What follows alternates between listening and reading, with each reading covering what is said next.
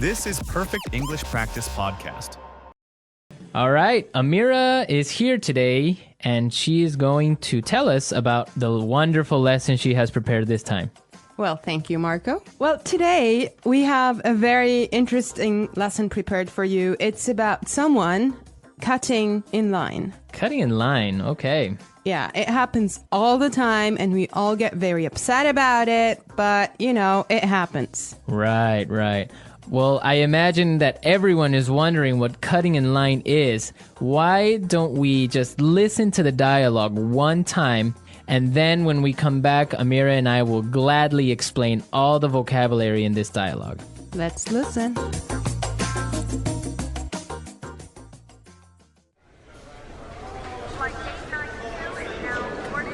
I can't believe it took us 2 hours to get here. The traffic in New York is unbelievable. Yeah, but just relax, honey. We're here and we're going on vacation. In a few hours, we'll be in Hawaii and you'll be on the golf course. Oh no, look at that line. It must be a mile long. There's no way I'm waiting for another 2 hours. Honey, don't. Hey, man, the end of the line is over there. Yeah. No, seriously, I was here first, and you can't cut in line like this. Says who? I do. So sue me. All right, that's it.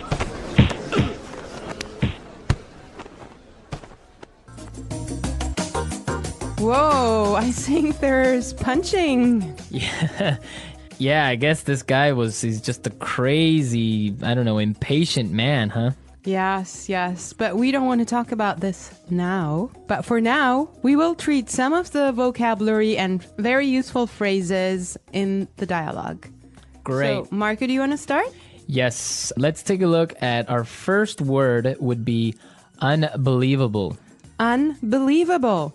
Unbelievable. Unbelievable. Exactly, and just how you say it, it's something incredible, something amazing. Yeah, but I would like to point out that unbelievable was used here to describe the man's frustration. He's not happy about the traffic in New York. Exactly, perfect. Okay, in the next part, the woman, she's trying to calm and relax her husband, and she says that they'll be in Hawaii in a few hours, and you'll be on the golf course. Right, so we'll be in Hawaii and you'll be on the golf course. Yes, we'll be in Hawaii and you'll be on the golf course. So this is a great way of talking about your physical location in the future. Right. So for example, Amira, tomorrow, where will you be? Don't worry, Marco. I'll be in the office tomorrow. Perfect, right? That's where I need you to be. Yes. Okay. All right. Well, I have another interesting phrase here for you. Must be a mile long. A mile long. A mile long. A mile long. Now, that's basically not a mile. It's not a kilometer long, but it's another way of saying that this line is really, really long. Right, it's just an exaggeration. Now let's take a look at there's no way. There's no way. There's no way. There's no way. Perfect. Let's listen to some other examples on how we use there's no way in a different situation, and then we can come back and talk about it a little bit more.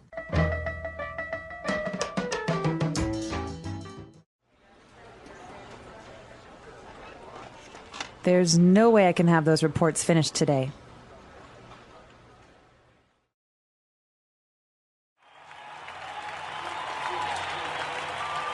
The stadium is so crowded that there's no way we'll find a seat.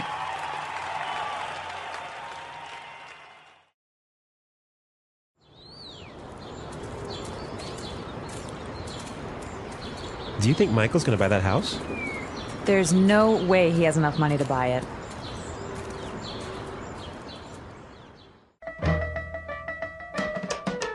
All right, everyone. So there's no way is another way of saying it is impossible. Exactly. There's no way you should miss this podcast, right? Yes. Well, I have another phrase for you as well. Cut in line. Cut in line. Cut in line. Cut in line. Cut in line. So again, we have some really good examples on how you could use this phrase in different situations. Let's listen to the examples and then we can come back and talk about it some more.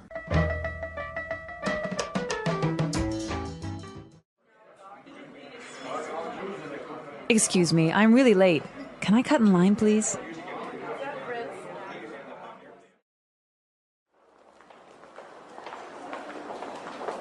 I hate it when people cut in line at the bank. It's so rude. I think it's okay when a pregnant woman cuts in line.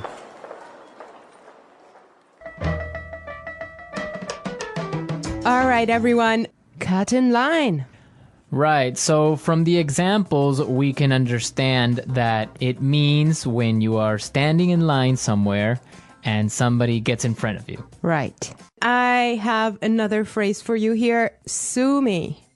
Sue me. Sue me. Sue me. Okay, now sue me is not a nice phrase. If you hear that, you know you're in trouble. Yeah, it's kind of rude, I guess, to say sue me. Right. Well, it actually means like taking someone to court and asking for money because someone has harmed you in a way. I think that we should listen to the dialogue one more time and try to figure out why he used that phrase and if he's really going to take him to court.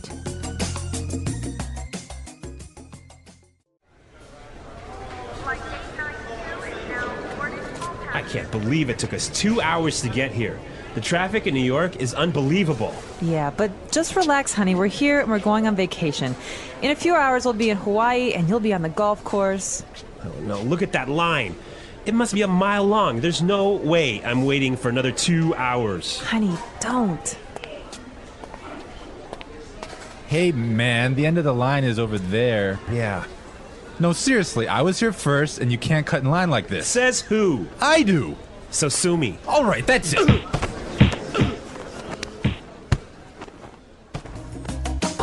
All right, we're back. Now, this guy, when he says sue me, he's just being rude. I mean, he's just being kind of Impolite. impolite and telling him, I don't care. Right. Exactly. Like you can't do anything about it. Yeah. Okay, today in the studio, we have a guest. Her name is Sarah, and she's from England. Hi there. Hello.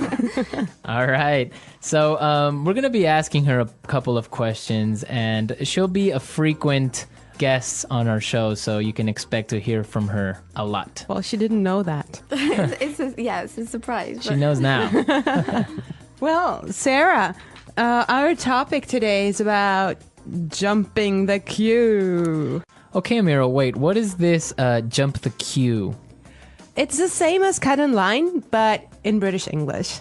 Ah, okay. Yes, queuing. It's very important in England. We're very proud of our queues. It's true. So what would be the reaction of people if they cut in line? I think we do take it very seriously. I'm laughing now, but it's quite serious. So you don't jump the queue. If people jump in front of you, it's you get a little tuts and sort of shouldn't be doing that. And we make it very obvious. And in the you say it out loud. We would perhaps say something. And we have systems. In London on the metro.